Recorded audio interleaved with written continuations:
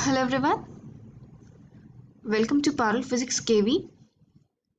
आज इस वीडियो में हम एक नॉन यूनिफॉर्म सर्कुलर मोशन की प्रॉब्लम डिस्कस करेंगे which will incorporate the idea of conservation of mechanical energy.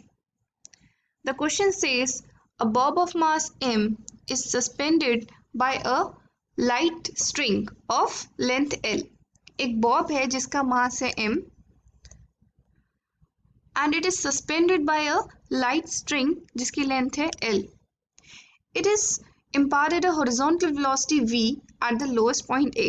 जो a lowest point है यहाँ पर इसको एक horizontal velocity दी गई v velocity such that it completes a semicircular trajectory in vertical plane। तो इसने vertical plane में एक semicircular trajectory cover कर ली up to point c और हाईएस्ट पॉइंट पे पहुंच के द स्ट्रिंग बिकम्स स्लैक, मतलब उसके अंदर अब कोई टेंशन नहीं रही।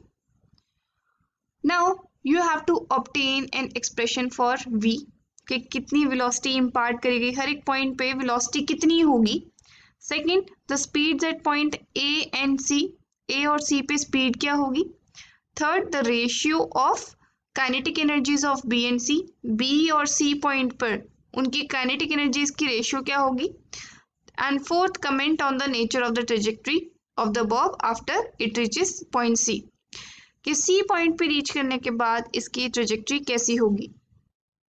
Late us take a general case. Let us suppose P point पर the bob is making an angle of theta. Now इसके अंदर कौन सी फोर्सेस लगेंगी। One that is towards the centre, जो थ्रेड से बंधा हुआ है तो टेंशन लगेगी and that will be directed towards the centre. और जो सेंट्रीफ्यूगल फोर्स लगेगी इसके ऊपर that will be mv² upon r।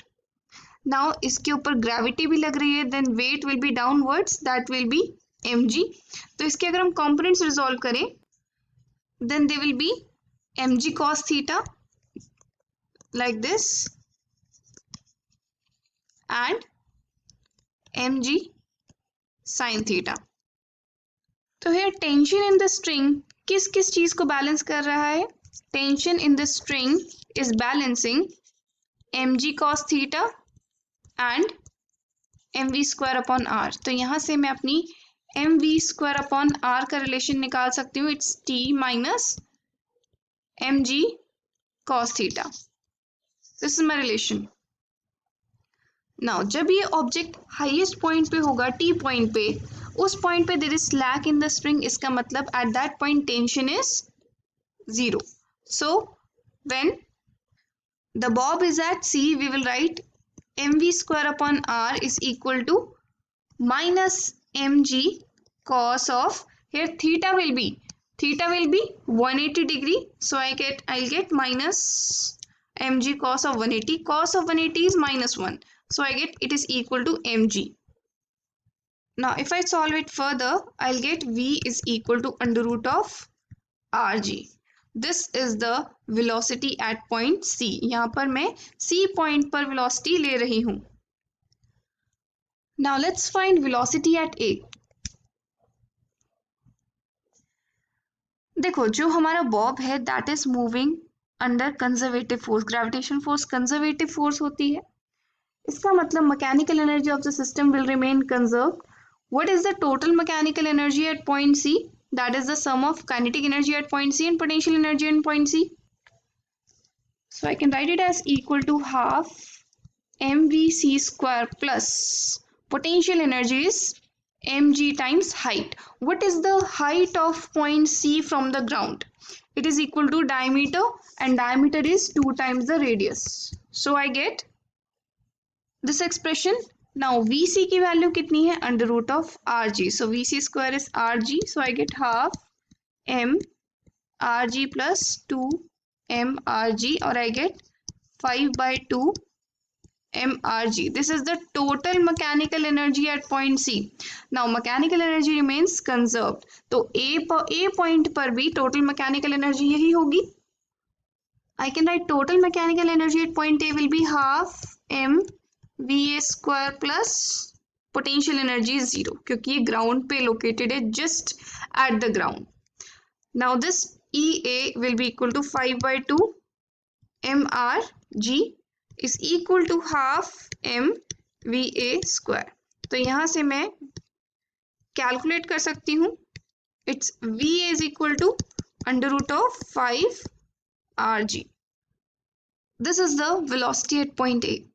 So therefore this is a non-uniform circular motion, क्योंकि यहाँ पर हर पॉइंट पे बॉब की वेलोसिटी डिफरेंट है और उसकी स्पीड भी डिफरेंट है। इसी तरीके से क्या हम B पॉइंट पर उसकी वेलोसिटी निकाल सकते हैं? Yes. Here the potential energy will be equal to mgr since it's at a height equal to the radius of the circle. Now total energy of the system is 5 by 2 mrg. It's equal to half mvb square plus mrg. Now upon solving this, I get the velocity at b equal to root 3 rg. Now what is the kinetic energy at point B? That is equal to half mvb square. It's equal to half mvb की value है root 3 rg, so it's 3 rg. And what is the kinetic energy at point C? It's half mvc square half m, it's rg. Now if we divide the two, b upon c, we get 3. So the ratio of kinetic energy at point B and C is 3:1. Now we are asked to comment on the nature of trajectory of the bob after it reaches the highest point. जब ये highest point पे होता है तो जो string है वो slack हो गया है।